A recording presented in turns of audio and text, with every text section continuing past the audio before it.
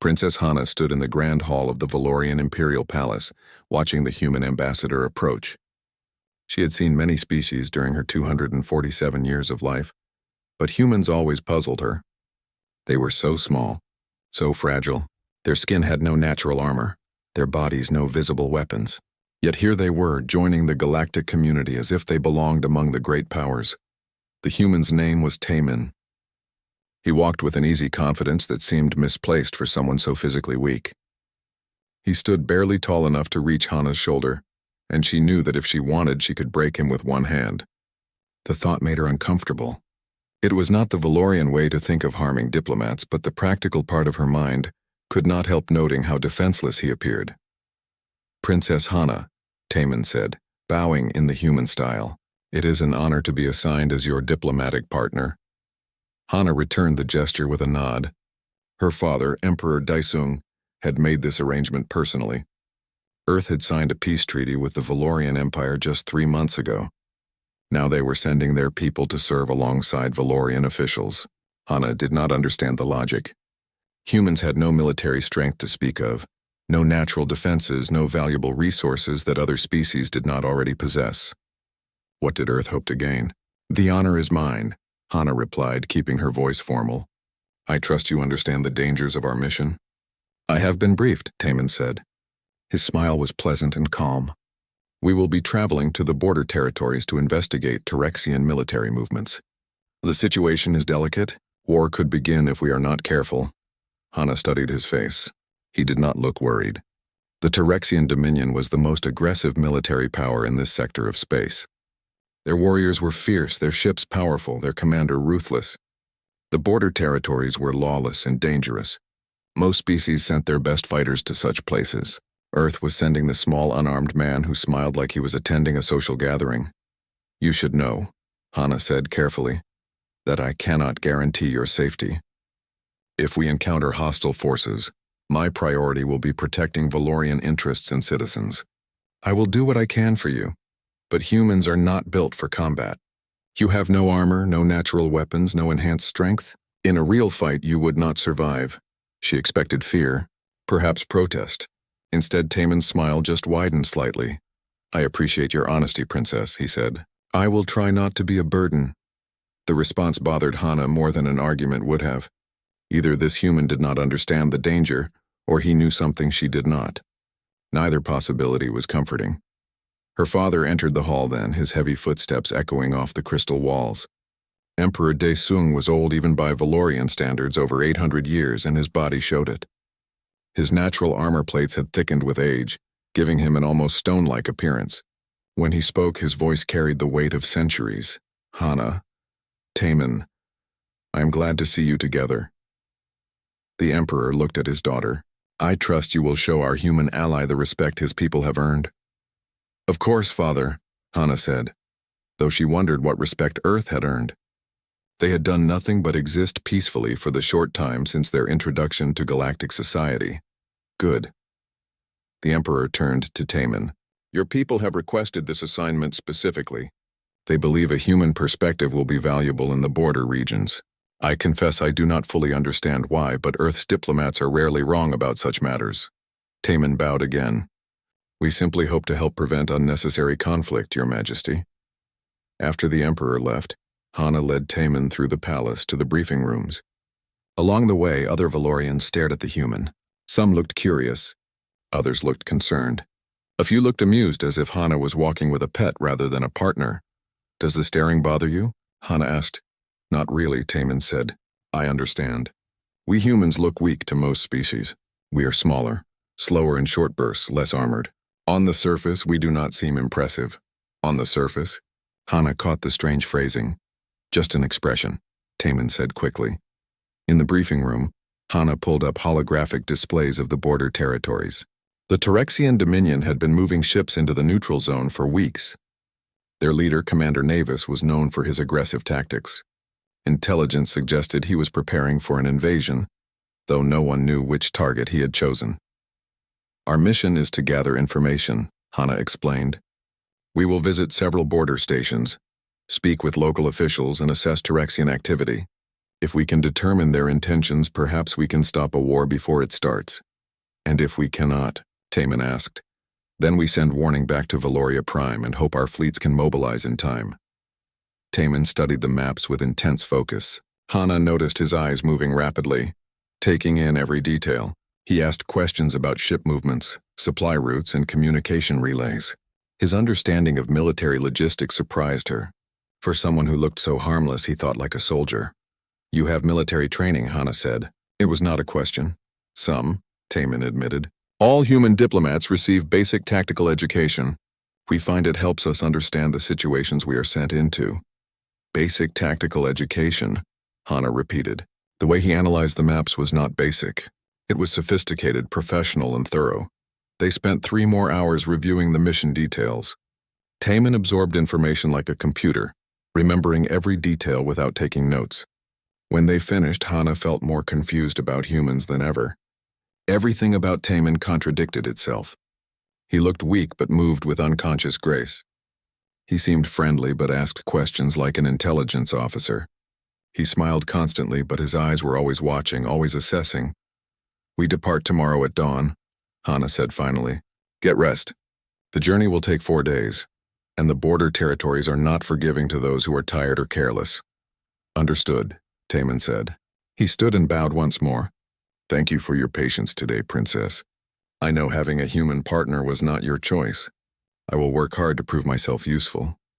After he left, Hana stood alone in the briefing room, staring at the star maps. Her instincts told her something was wrong, but she could not identify what. Humans were supposedly harmless. Earth had no great military, no history of conquest, no reputation for violence. They were the peaceful newcomers to galactic civilization.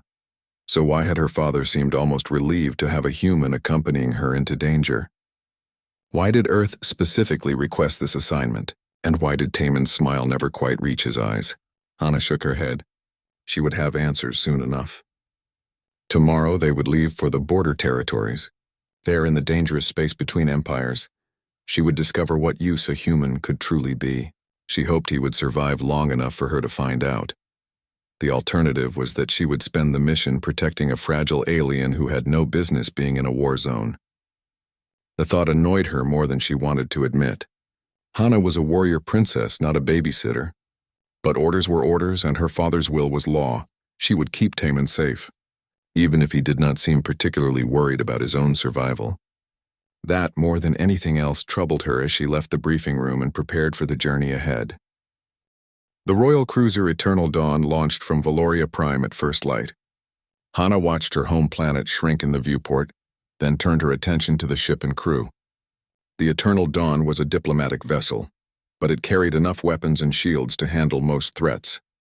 Her crew consisted of 30 Valorians, all experienced in both diplomacy and combat, and now 1 human. Taman had arrived early, carrying only a small bag. Hana had expected more luggage. Most diplomats traveled with extensive wardrobes and personal items. Taman's bag looked like it held perhaps 3 changes of clothes and basic supplies. He moved through the ship with that same easy confidence, nodding politely to crew members who stared at him with barely hidden curiosity. Your quarters are on deck 3, Hana told him. My personal guard, Lieutenant Bora, will show you around the ship. Bora stepped forward. She was Hana's oldest friend, having trained together since childhood. She looked at Taman the way one might look at an interesting insect. Not hostile, but definitely skeptical. Follow me, human, Bora said. Please call me Taman, he replied cheerfully. Bora grunted and led him away. Hana went to the bridge to oversee their departure. The ship's pilot, Jiho, was already running final checks. He was young for a pilot, but exceptionally skilled. Course laid in for the Kelmar sector, Princess, Jiho reported. 4 days at standard cruise speed. Good. Keep sensors at maximum range. The Terexians have been active in this region. Understood. Though if we do run into trouble, I hope you are not expecting that human to be much help. Hana frowned. Focus on your flying, Jiho. Over the next 2 days, Hana found herself watching Taman more than she intended. His behavior was strange. Every morning he exercised in the ship's small gym for over 2 hours. Valorians exercised too, but Taman's routine was intense and methodical. He ran on the treadmill for distances that seemed excessive. He lifted weights that, while light by Valorian standards were significant for his smaller frame. He practiced movements that looked like combat forms, though unlike any martial art Hana recognized, the human's diet was equally odd. He ate frequently, small meals spread throughout the day. Dr. Yuna, the ship's medical officer, became fascinated with this. His metabolism is faster than I expected, Yuna told Hana over dinner on the second night. I asked to run some medical scans, just routine stuff. The results are confusing. Confusing how? Hana asked. His adrenaline baseline is elevated, not dangerously but higher than normal for a resting state. His bone density is impressive for such a small species, and his cardiovascular system is remarkably efficient. It is like his body is designed for sustained activity. Maybe humans just evolved differently, Hana suggested. Maybe, Yuna said, but she sounded doubtful, or maybe there is more to them than we realize. That evening, Hana invited Taemin to dine with her senior officers. It was diplomatic courtesy, but also an opportunity to learn more about him. Bora attended along with Jiho and the ship's tactical officer, a stern Valorian named Daehyun. The conversation started with pleasantries. Taemin asked intelligent questions about Valorian culture and history. He seemed genuinely interested, taking mental notes of everything. Then Daehyun, perhaps testing the human, began discussing military history. The greatest battle in our history was the siege of Korath, Daehyun said. 3,000 Valorian warriors held a fortress against 50,000 enemy troops for 60 days. The enemy eventually gave up and retreated. It showed what determination and superior positioning could achieve. Impressive, Taemin said. Reminds me of the Battle of Thermopylae. Everyone looked at him. A human battle? Hana asked. Yes, about 2,500 years ago. 300 soldiers held a narrow pass against an army of maybe 100,000 or more. They held for 3 days before being flanked and killed. But those 3 days gave their allies time to prepare. The table fell silent. Valorians respected warriors and sacrifice. The image of such a small force facing such overwhelming odds stirred something in their blood. Your people honor these warriors? Bora asked. We do, Taemin said quietly. We honor all who fight when fighting is necessary. Earth has many such stories. Too many, perhaps. What do you mean? Hana asked. Taemin seemed to choose his words carefully. Humans have been fighting each other for our entire history. Wars over land, resources, beliefs, pride. Big wars, small wars. Wars that lasted days and wars that lasted decades. We only stopped fighting each other when we reached the stars and realized we were not alone. So humans are warriors, Daehyun said with approval. We're warriors, Taemin corrected. We decided to be something else. But yes, war is something we understand very well. After dinner, Hana walked with Taemin back to his quarters. The conversation had revealed more questions than answers. You said humans fought each other for your entire history, Hana said. Yet you seem so peaceful now. What changed? We grew up, Taemin said simply. We looked at what war cost us and decided it was not worth the price. Now we prefer talking to fighting. But knowing how to fight helps make people listen when you talk. They reached his quarters. Before entering, Taemin turned to face her. Princess, can I ask you something? Yes. Why do you think Earth sent me specifically on this mission? Hana considered the question. I assumed it was random assignment. Or perhaps you volunteered. I did volunteer, Taemin said. But Earth could have sent anyone. They sent me because I have certain skills that might be useful in the border territories. Skills that most humans do not advertise. What kind of skills? Taemin smiled that enigmatic smile. I guess we will find out if they are needed. Good night, Princess. He entered his quarters, leaving Hana in the corridor with even more questions. She returned to the bridge to check the ship's status. Jiho was still on duty, monitoring sensors. All quiet, he reported. No contacts except commercial traffic. We should reach the first border station tomorrow afternoon. Good. Wake me if anything changes. Hana went to her own quarters but found sleep difficult. Her mind kept returning to Taemin's words. Earth sent him because of specific skills. Skills humans did not advertise. What did that mean? And why did he speak about human history as if war was something they had mastered? The next morning, Hana found Taemin in the ship's data library. He was reading files on Terexian military doctrine, taking no notes but clearly absorbing every detail. Preparing for negotiations? Hana asked. Preparing for possibilities, Taemin replied. If we do meet Terexian forces, it helps to understand how they think. And how do they think? aggressively. They value strength and direct action. They will respect us more if we show we are not afraid of them. But they also respect intelligence and cunning. If we can outthink them, they might negotiate instead of fight. Hana sat down across from him. You talk like a soldier, not a diplomat. Good diplomats understand military matters, Taman said. It is hard to negotiate peace if you do not understand war. Before Hana could respond, alarms blared throughout the ship. She was on her feet instantly, running for the bridge with Taman close behind. Jiho was already pulling up sensor data. Distress signal, Jiho reported. Mining colony on asteroid Kelmar 7. They are under attack. Terexian? Hana demanded. Looks like raiders. 3 ships, medium class. The colony has no defenses. Hana made her decision quickly. Set course for Kelmar 7, maximum speed. Prepare the security team for possible combat. Princess, should we not call for military support? Daehyun asked. No time. Those miners will be dead before help arrives. We go now. She glanced at Taman. He was standing very still, his expression calm but his eyes sharp and focused. Something about his posture had changed. He looked like a different person. Not scared. Not excited. Just ready. Taman, you should return to your quarters, Hana said. This could be dangerous. I would prefer to stay if you do not mind, he replied. I might be able to help. Hana wanted to argue, but there was no time. Fine, but stay behind my security team. Do not take unnecessary risks. Understood. The eternal dawn accelerated toward the mining colony. Through the viewport, Hana could see flashes of weapons fire in the distance. The raiders were attacking systematically, destroying equipment and structures. She felt anger rise in her chest. This was her territory to protect. Her people to defend. 2 minutes to arrival, Jiho announced. Hana turned to her security team. We go in fast. Protect the miners. Drive off the raiders if possible. Eliminate them if necessary. The Valorians nodded. They were ready for battle. Hana looked at Taman one more time. He had not moved. His hands were relaxed at his sides. His breathing was slow and steady. He looked completely calm, and for some reason that calm scared Hana more than any warrior's rage ever had. The mining colony was chaos. Buildings burned. Equipment lay destroyed. Bodies of miners lay scattered across the rocky surface of the asteroid. The 3 raider ships circled overhead like predators, firing randomly at anything that moved. These were Terexian pirates, the worst kind. They did not just steal resources. They killed for sport. The Eternal Dawn's weapon systems locked onto the raider ships. Hana gave the order and watched as defensive fire drove 2 of the ships back.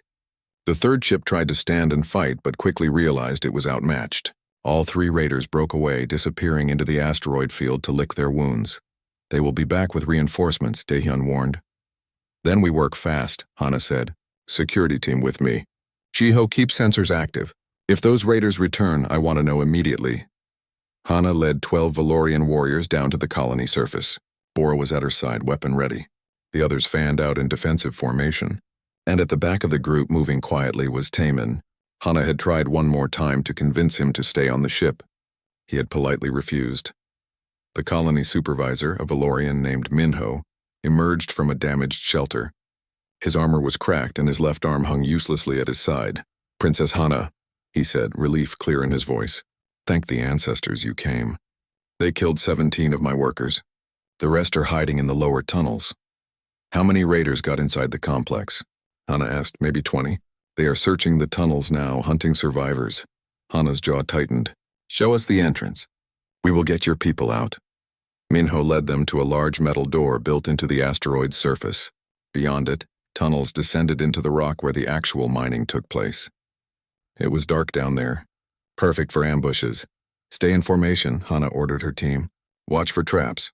These raiders are cowards, but cowards can still be dangerous. They entered the tunnels. Emergency lights flickered weakly, creating shadows everywhere. The air smelled of smoke and blood. Hana's warriors moved carefully, weapons ready. Their natural armor would protect them from most weapons, but surprise could still kill. They found the first group of raiders in a side tunnel. 5 Terexians wearing mismatched armor and carrying stolen weapons. They saw the Valorians and immediately opened fire. Hana's team took cover and returned fire. The battle was brief but intense. 2 raiders died. The other 3 ran deeper into the tunnels. After them, Hana commanded, do not let them regroup. The pursuit led them deeper into the mining complex. The tunnels grew narrower, forcing the Valorians to move in single file. Hana hated this. It eliminated their numerical advantage and made them vulnerable.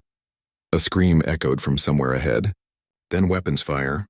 Then silence. Move, Hana shouted. They emerged into a large chamber where the miners had been extracting valuable crystals. More raiders were here, at least 15.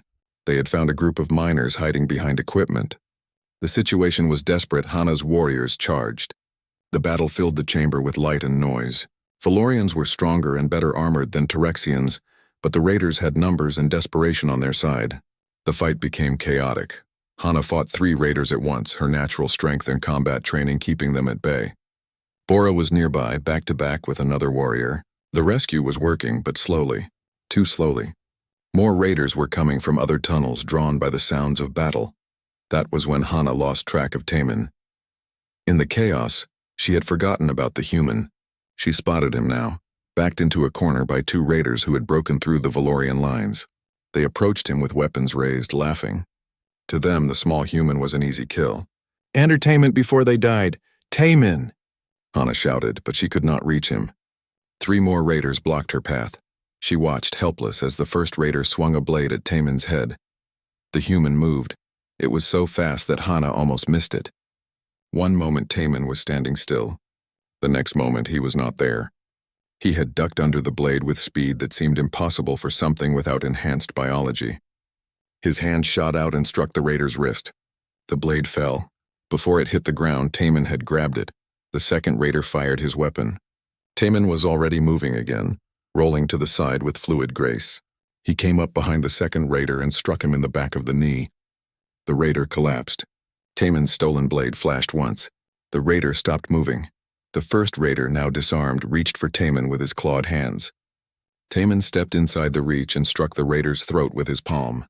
It was a precise blow, perfectly placed. The raider gasped and fell, clutching his crushed windpipe. The entire exchange had taken perhaps 5 seconds. Taemin stood over the fallen raiders, blade still in hand, breathing calmly. His expression had changed. The friendly smile was gone. His face was cold and focused, his eyes scanning for the next threat. He looked nothing like the cheerful diplomat who had boarded the Eternal Dawn. He looked like a killer. Hana stood frozen for a heartbeat, forgetting her own opponents. Then training took over and she finished her fight. Around the chamber, the remaining raiders realized they were losing. They broke and ran, disappearing into the tunnels. Hana let them go. Saving the miners was more important than revenge. "Sweep the area," she ordered. "Find the survivors and get them to the surface." Her warriors moved to obey, but Hana walked directly to Taemin. He was wiping the blade clean on a dead raider's clothes. When he saw her approach, the cold expression melted away. The friendly smile returned. "Are you injured?" Hana asked. Her voice came out harder than she intended. "No, Princess. I am fine." That was not basic tactical training. "No," Taemin admitted. "It was not. You killed 2 armed raiders in seconds. With your bare hands and a stolen weapon. They gave me no choice. I would have preferred not to." Hana wanted to ask more questions, but Bora interrupted. "Princess, we found 12 miners alive. Minor injuries, but they will survive. We should leave before those raiders return with reinforcements." "Agreed." Hana looked at Taemin one more time. "We will discuss this later." "Of course, Princess." They evacuated the miners to the Eternal Dawn. Minho thanked them repeatedly, promising to report their heroism to the Emperor. Hana accepted his gratitude with distracted nods. Her mind was elsewhere. Once back on the ship, she ordered Jiho to set course for the nearest border station at maximum speed. Then she went directly to her quarters and reviewed the security footage from the mining colony. The ship's systems had recorded everything. She watched Taemin fight again and again. Each viewing revealed new details. The way he moved was not lucky. It was trained, expert, every motion had purpose. He never wasted energy. He struck only when necessary and always in the most efficient way possible. This was someone who had killed before. Many times, Dr. Yuna's report arrived an hour later. She had scanned Taemin after the battle. "His physiology shows signs of combat stress," Yuna wrote. "But he recovered remarkably fast. His heart rate returned to normal within minutes. His muscle tissue shows no damage despite the intense physical activity." Princess, I do not know what humans are, but they are not as fragile as they appear. Hana sat alone in her quarters for a long time, thinking. Everything she had been taught about humans was wrong. They were not weak. They were not harmless. Taman had killed 2 trained raiders without hesitation, without difficulty, without even breaking his calm. What else had Earth lied about? There was a knock at her door. She knew who it would be before she answered. Taman stood in the corridor looking apologetic. I owe you an explanation. Yes, Hana said, you do. Come in. He entered and stood at parade rest, hands behind his back. The posture of a soldier reporting to a superior officer. I did not lie to you, Taman began, but I did not tell you everything. Humans are not warriors anymore.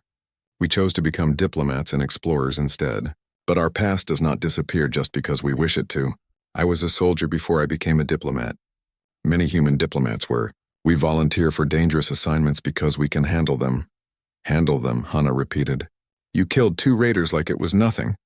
Like you had done it 1,000 times before. Not 1,000, Taman said quietly, but more than I would like to remember. And Earth sends you to be diplomats?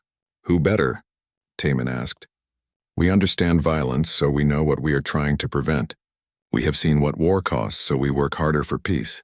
And if peace fails, he shrugged, we can protect ourselves. Hana stood and walked to her window, looking out at the stars streaming past. I am glad you were there today. You saved yourself and perhaps others. But I do not appreciate being deceived.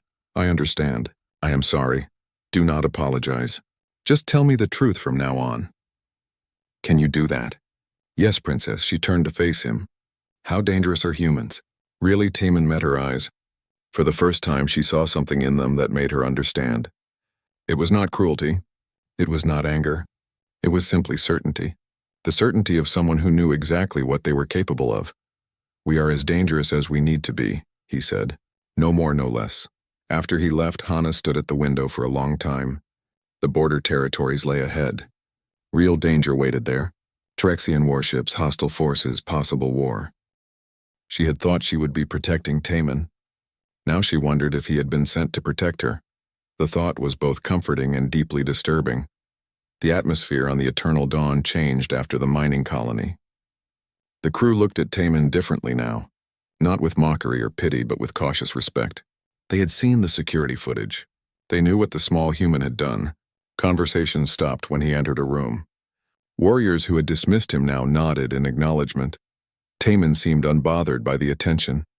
He continued his daily routines as if nothing had changed. Exercise, study, polite conversation. But Hana noticed something new.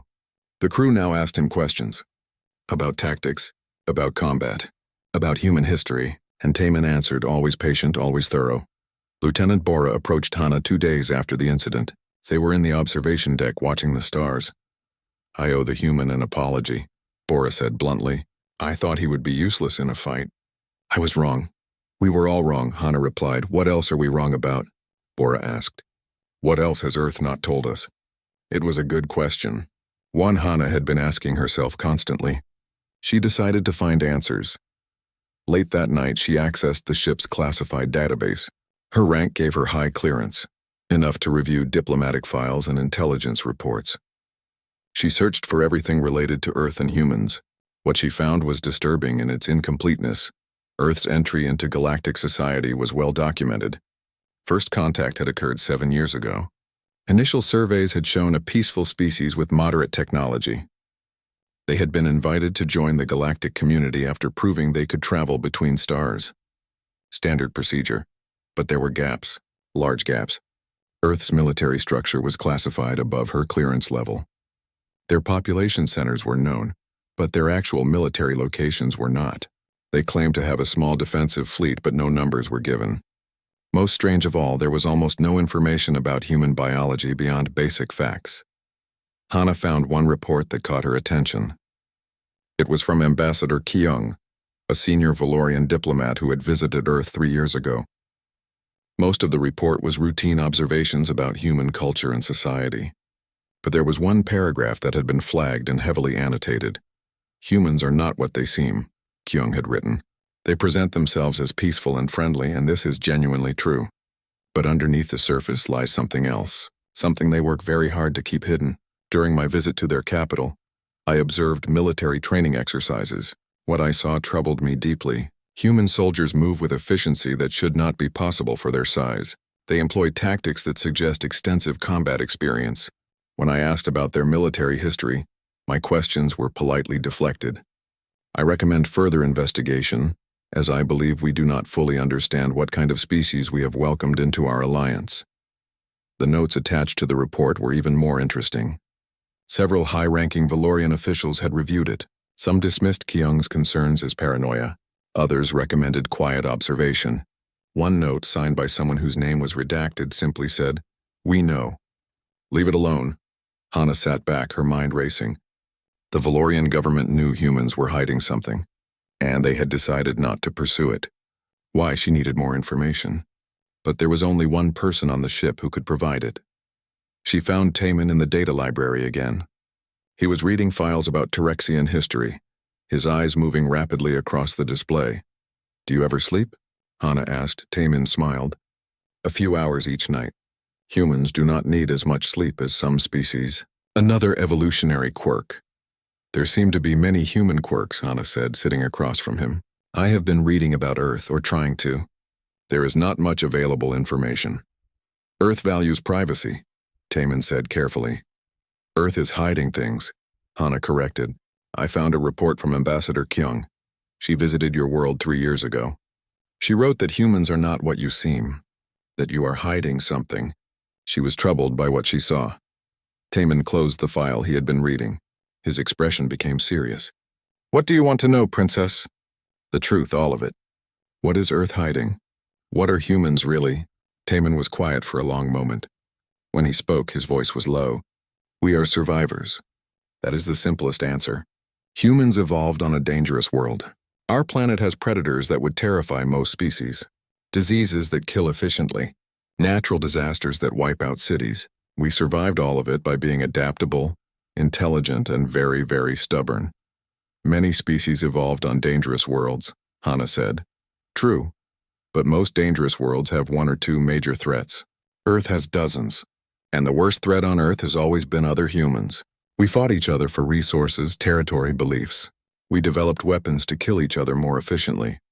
We studied war like other species study art. For most of our history, peace was rare. War was normal. But you said humans chose to stop fighting," Hana reminded him. "We did. About 60 years ago, we made first contact with another species. Not you. A species called the Krath."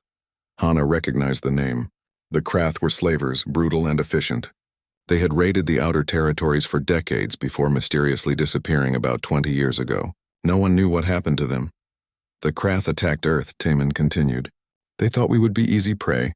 Primitive, divided, weak. They were wrong. Humans may fight each other, but when an outside threat appears, we unite. The Krath learned this lesson too late." "What happened to them?" Taman's expression was unreadable. "We removed them as a threat permanently. After that, Earth decided to change. We had proven we could fight. Now we needed to prove we could do something else. We reached out to the galactic community and asked to join. We promised to be peaceful, and we have been." "But the capacity for violence remains," Hana said. "Yes, it will always remain. You cannot unlearn survival. You cannot forget how to fight when fighting kept your species alive for 1,000,000 years. So Earth made a compromise. We train our diplomats in combat and tactics. We send them to dangerous places where their skills might be needed. But we do not advertise this. We do not want other species to fear us." "Too late," Hana said. "I fear you now. Not personally, but the idea of what humans could do if they chose violence again." "Good," Taman said simply. "Fear encourages caution. Caution prevents war. That is why Earth sends people like me. Not to fight. To remind everyone that fighting is a bad idea." Before Hana could respond, her communicator activated. It was Daehyun from the bridge. "Princess, we are receiving a quantum communication from Valoria Prime. Priority level. Ambassador Kyung wishes to speak with you privately." Hana exchanged a glance with Taman. "I will take it in my quarters." "Thank you, Daehyun." In her quarters, Hana activated the quantum comm system. Ambassador Kyung's image appeared, looking older and more tired than Hana remembered. "Princess Hana, forgive the intrusion. I heard about the mining colony incident. I also heard that your human partner performed admirably." "He did," Hana confirmed. Which brings me to wonder why you tried to warn us about humans years ago. Kyung sighed. I knew someone would eventually read that report. I wrote it because I was frightened, not of Taman or any individual human, but of what they represent as a species. Do you know why Earth was accepted into the galactic community so easily? I assumed it was normal procedure. Nothing about Earth is normal, Princess. The Council of Worlds accepted them because the alternative was worse. Earth did not ask to join. They politely informed us that they were ready to join and would appreciate our cooperation. It was phrased as a request, but it was really a statement of fact. They had the technology. They had the determination. They were joining with or without permission. That sounds like a threat, Hana said. It was. A very polite threat. But what made the Council agree was what happened when they sent observers to assess Earth's military capabilities. The observers found nothing. No massive armies. No superweapons. No threatening fleets. Just a peaceful civilization that claimed to have a small defensive force. But when the observers tried to scan their military installations, every scan was blocked. Every satellite was jammed. Every attempt at reconnaissance failed. Earth made it clear they could hide whatever they wanted to hide. The Council realized they had two choices: welcome Earth as an ally or treat them as an enemy. The first option seemed wiser. Hana absorbed this information, so we know nothing about their real military strength. Correct. We know only what they choose to tell us, and they choose to tell us very little. But Princess, I do not think they are planning conquest. I think they genuinely want peace. They just want it on their terms with their secrets protected. Why are you telling me this now? Because you are traveling into dangerous territory with a human partner. You need to understand what he represents. Taman is not just a diplomat. He is a message. Earth is saying that they are willing to help us, to risk their people for galactic stability. But they are also saying that their people are not helpless, that if someone threatens human interests, there will be consequences. After Kyung ended the call, Hana sat in silence. Everything was coming together now. Earth's peaceful exterior, their hidden military, their trained the border station Unity's gate appeared on the Eternal Dawn's view screen like a wounded animal. The massive station was designed to house 5,000 beings and serve as a diplomatic hub between the Valorian Empire and the neutral territories. Now it was surrounded by 73 Terexian warships, their weapons locked on the station's vulnerable points. Ancestors protect us, Bora whispered. Hana studied the tactical display. This was not a raiding party or a simple border dispute. This was an invasion force. Warlord Crix had brought enough firepower to destroy the station 10 times over. The only question was why he had not done it yet. Scan for escape routes, Hana ordered Jiho. Already done, Princess.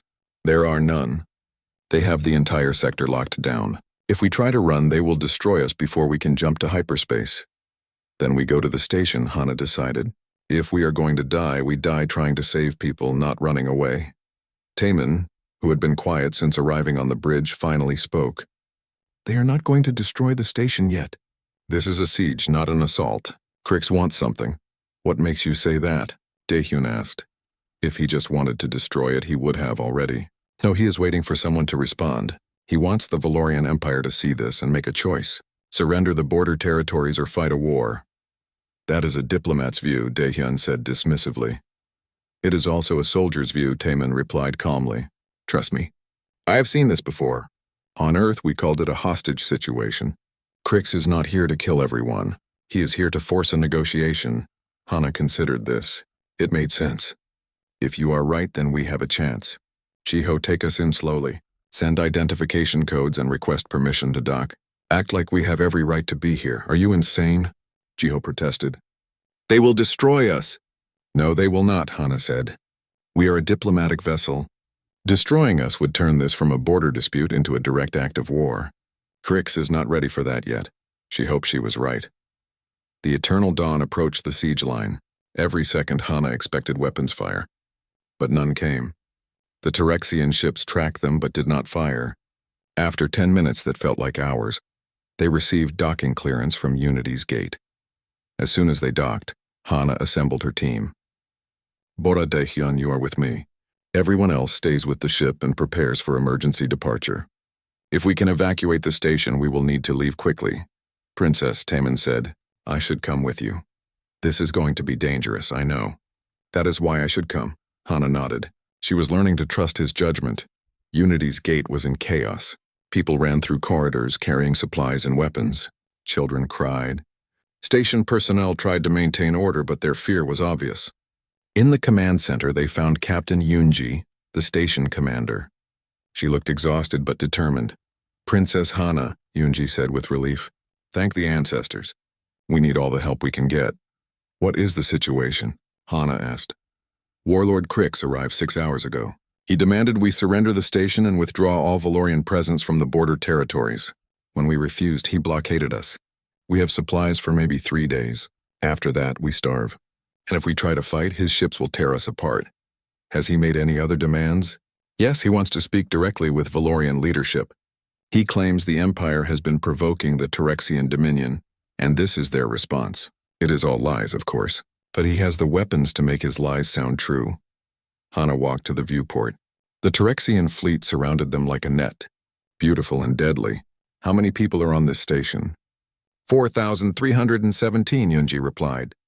Including civilian families, engineers, merchants. Many of them are not even Valorian. This station serves everyone in the border territories. Then we get them out, Hana said firmly. How? Yunji asked. The blockade is complete. Nothing gets in or out. Before Hana could answer, a new voice spoke from the doorway. Maybe I can help with that. Everyone turned. A human woman stood there, wearing clothes similar to Taemin's diplomatic uniform. She was slightly older, perhaps in her 30s, with sharp eyes and a confident posture. Mirai, Taemin said with obvious relief. I was hoping you were here. Of course I am here, Mirai replied. Earth assigned 3 of us to Unity's gate. We have been monitoring the situation since the blockade started. She looked at Hana. Princess, we need to talk privately. In a small conference room, Mirai pulled out a communication device unlike any Hana had seen. This is a direct line to Earth Command. I have been avoiding using it because quantum communications can be traced. But we are past that point now. What can Earth do? Hana asked. No offense, but you have no ships nearby and no military presence in this sector. That you know of, Mirai corrected. Princess, I am going to tell you something that very few non-humans know. Earth has been preparing for situations like this since we joined the galactic community. We have resources scattered throughout space. Not military fleets. Something else. Something quieter. What kind of resources? Bora demanded. Mirai looked at Taemin. He nodded. She took a breath and continued.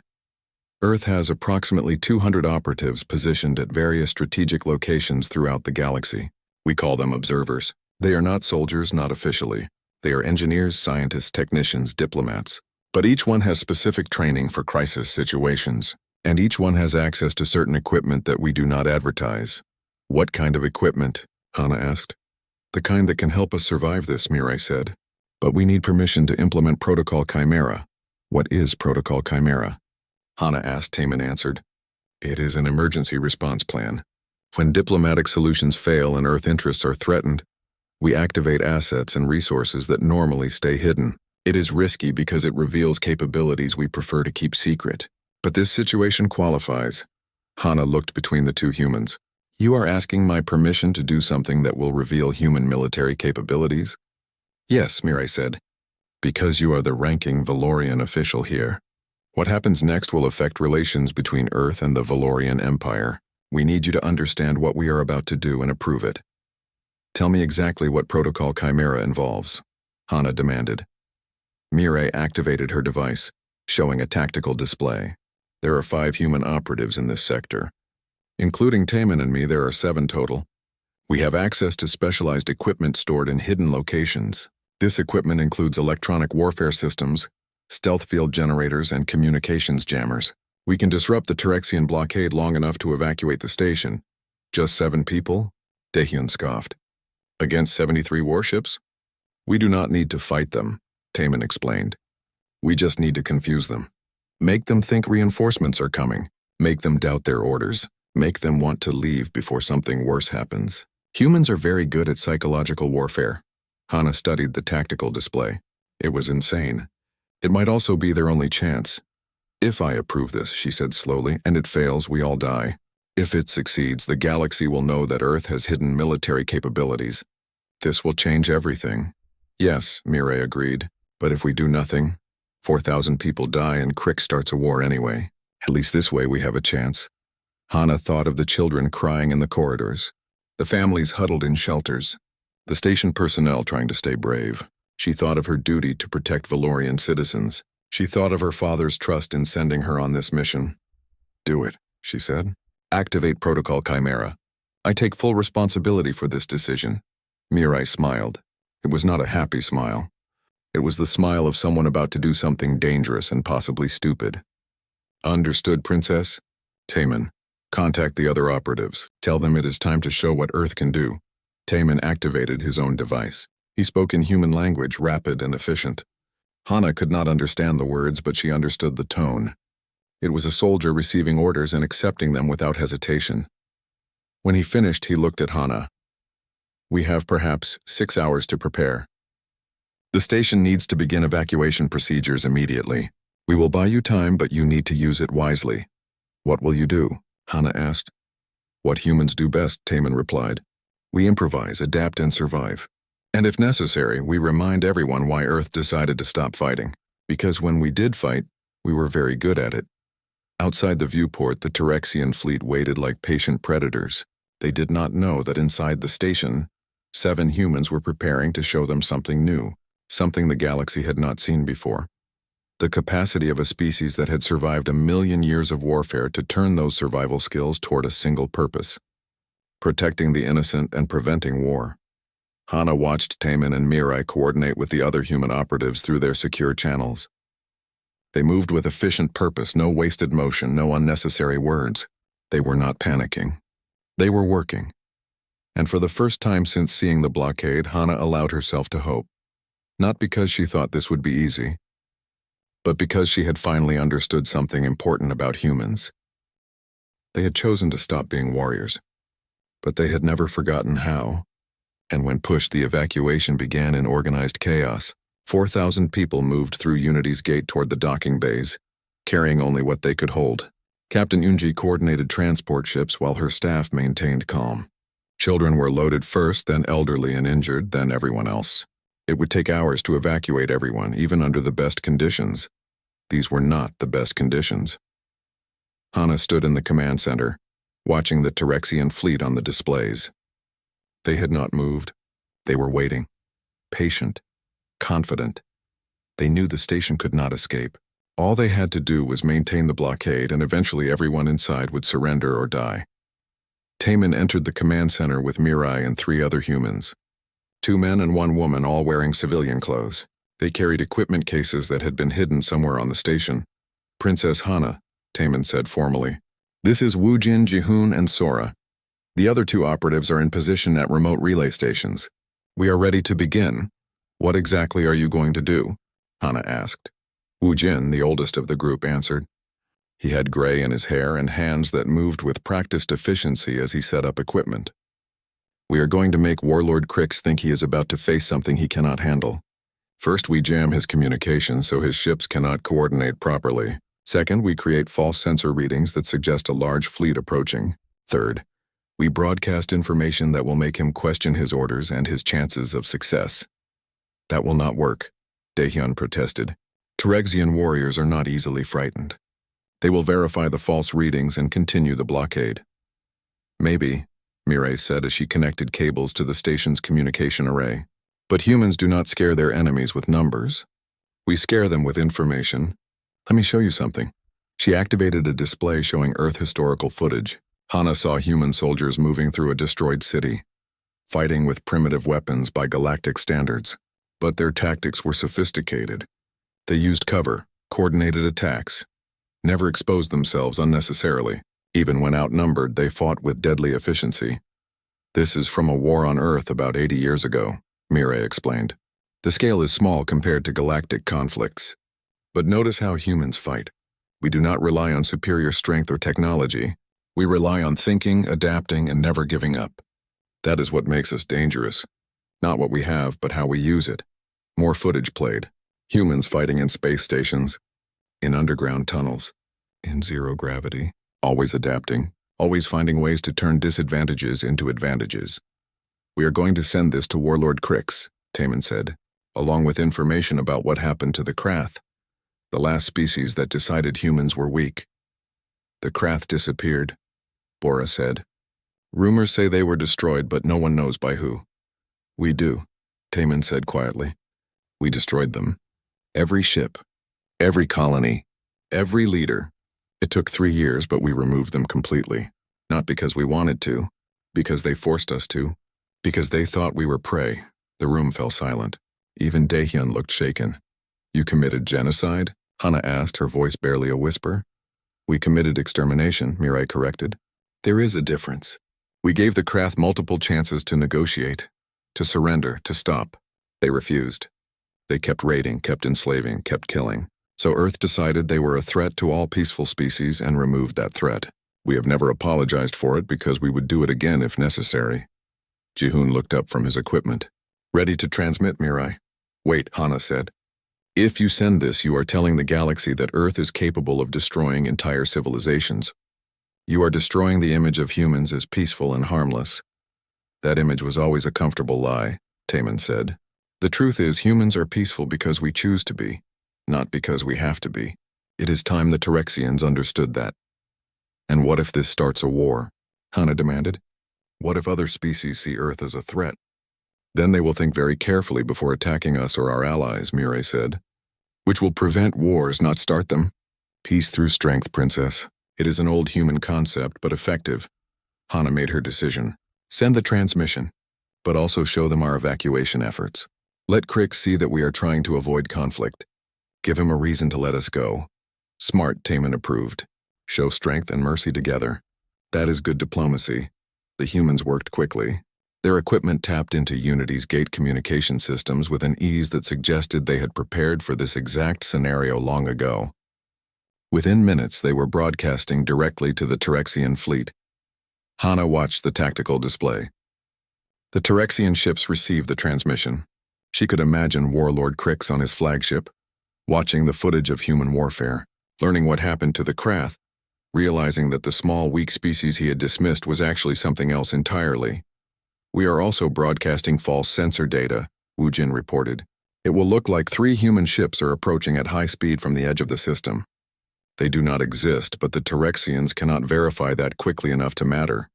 Why 3 ships? Bora asked. Because it is believable, Jihoon explained. If we show 100 ships, they will know it is fake. 3 ships could be a quick response force. It is enough to make them cautious. Sora, who had been monitoring Terexian communications, suddenly spoke. They are responding. Warlord Crix is demanding to speak with the human operatives. Connect him, Taman said. Audio only. The communication crackled to life. Warlord Crix's voice was deep and aggressive. Which human speaks for your species? I do, Taman replied calmly.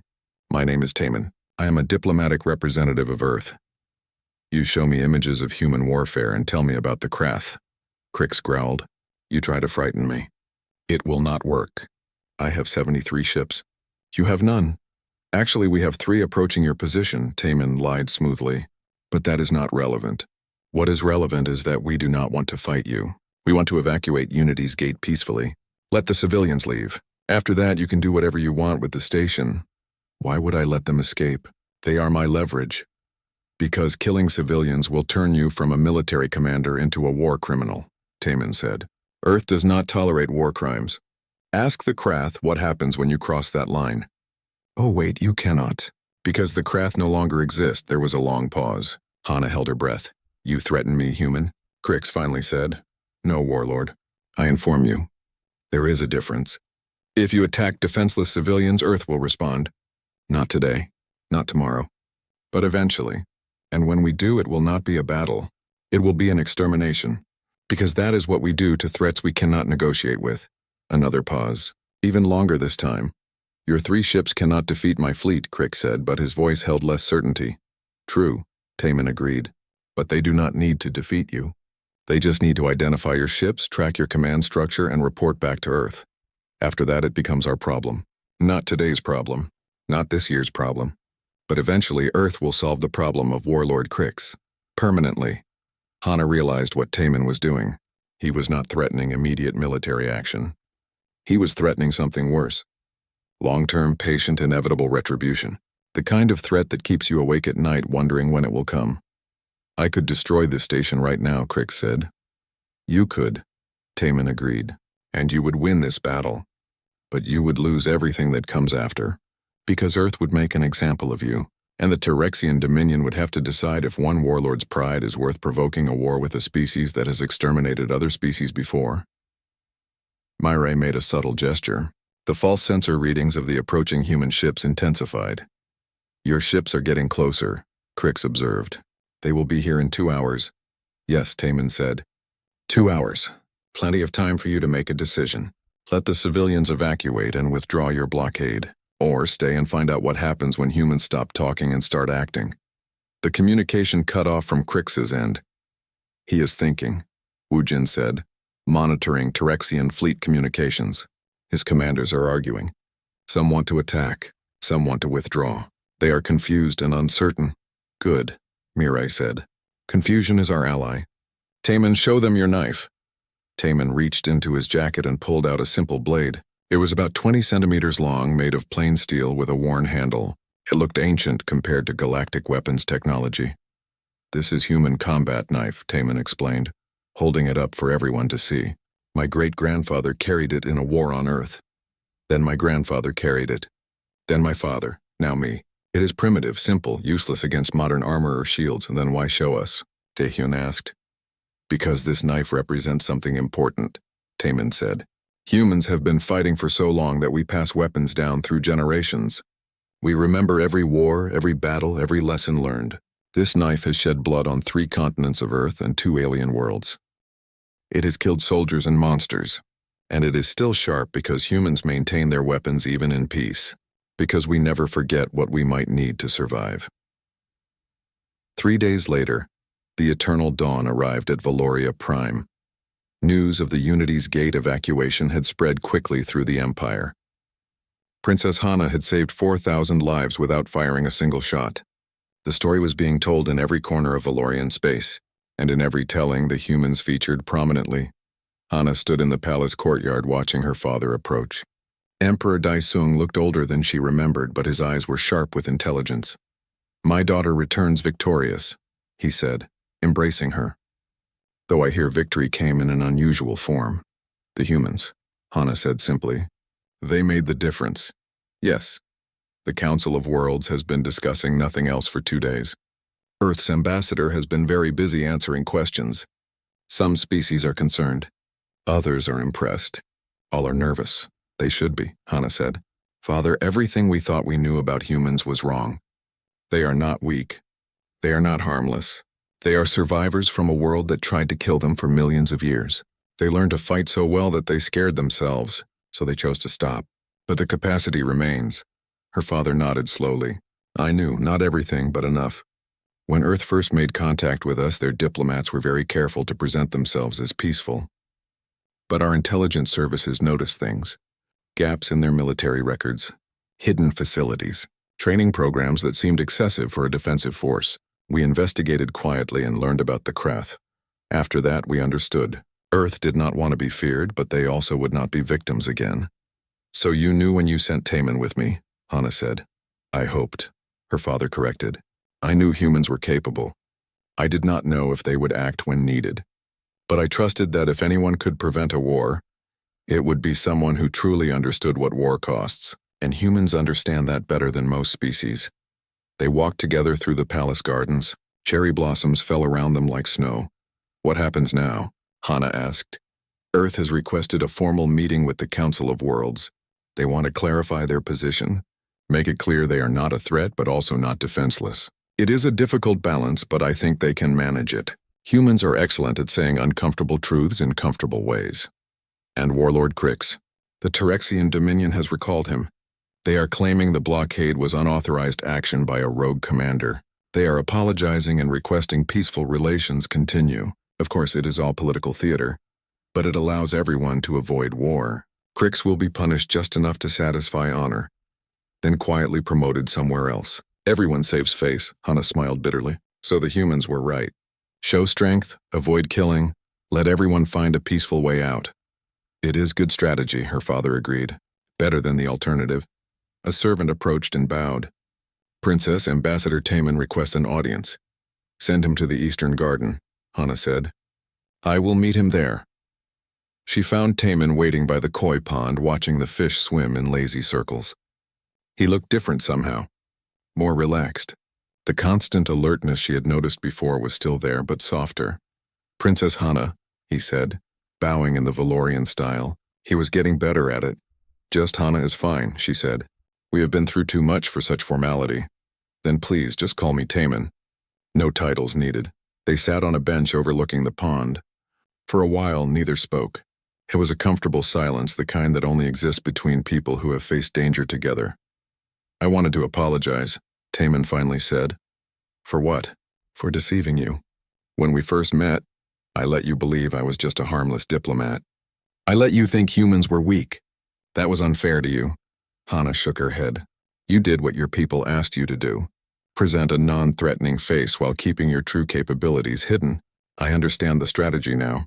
I even respect it. Still, you deserved the truth earlier. Maybe, but would I have believed you? Before the mining colony, before Unity's Gate, if you had told me humans were dangerous, I would have thought you were exaggerating. Some truths need to be seen to be believed. Taman nodded. That is wise. You have changed, Princess. When we met, you looked at me like I was a burden. Now you look at me like an equal. That means more than you know. You are more than an equal, Hana admitted. At Unity's Gate, you saved 4,000 lives without violence. You turned a certain war into a peaceful withdrawal. You did what my warriors and I could not do. That deserves recognition. We simply did what needed to be done, and we could not have done it without you. You trusted us when trust was difficult. You gave us permission to act when the easier choice would have been refusing. You protected the evacuees while we handled the deception. It was a team effort. A flower petal landed in the pond, creating ripples that spread across the surface. Hana watched them expand and fade. Can I ask you something personal? Hana said. Of course. That knife you showed us. The one passed down through your family. How many people have you killed with it? Taman was quiet for a long moment. When he spoke, his voice was soft. 17. All in combat situations where I had no choice. I remember every face, every name when I knew it. That is the burden humans carry. We can kill efficiently, but we cannot forget easily. The memories stay with us. Does it bother you? The killing? Every day. But it would bother me more if I had not acted when action was needed. The miners at Kelmar 7 would be dead. The civilians at Unity's Gate would be hostages or worse. Sometimes the right choice is the one that lets you sleep at night even if your dreams are troubled. Hana understood. She had killed in battle herself. She knew the weight of those memories. My father wants me to request you as my permanent diplomatic partner, Hana said, changing the subject to something less dark. He thinks your presence will help prevent conflicts in the border territories. Apparently, the Terexians and several other aggressive species are suddenly much more interested in peaceful negotiation. Taman smiled. Because they are afraid of humans now? Because they respect humans now? Fear and respect often look similar from the outside, but Earth has earned genuine respect. You showed strength and restraint together. That is rare. Most species only know how to do one or the other. I would be honored to continue working with you, Taman said. But I should warn you, other species will react strangely. Some will be very polite. Others will be suspicious. Everyone will be more careful around you because I am there. Good. Careful diplomacy prevents stupid mistakes, and stupid mistakes cause wars. They sat in silence again, watching the koi. Somewhere in the palace, servants prepared for an evening banquet in honor of the successful mission. Hana knew she should attend, but for now sitting here with Taman felt more important. Can you teach me? Hana asked suddenly. Teach you what? Human combat techniques. The way you moved at the mining colony. The way you think about tactics and strategy. I am a warrior by training, but I realize now that I have only learned one way to fight. I want to learn yours. Taman looked surprised. You want to learn how humans fight? I want to learn how humans survive. There is a difference. Your people turned survival into an art form. That knowledge would be valuable. It would be my honor, Taman said. Though I should warn you, human combat training is not just physical. Much of it is mental. Learning to stay calm under pressure, learning to think several moves ahead, learning when not to fight. That last part sounds most important, Hana said. It is. Any fool can throw a punch. It takes wisdom to know when punching will solve the problem and when it will make things worse. That wisdom comes from experience, and experience comes from mistakes. Humans have made enough mistakes to learn from. A servant appeared again, reminding Hana that the banquet would begin soon. She stood reluctantly. "Will you attend the banquet?" she asked Taman. "I suppose I should. Earth's ambassador will be there. I should probably coordinate with her to ensure we present a united message." "What message is that?" "That humans are friends to those who value peace and a problem for those who do not." It is simple but effective.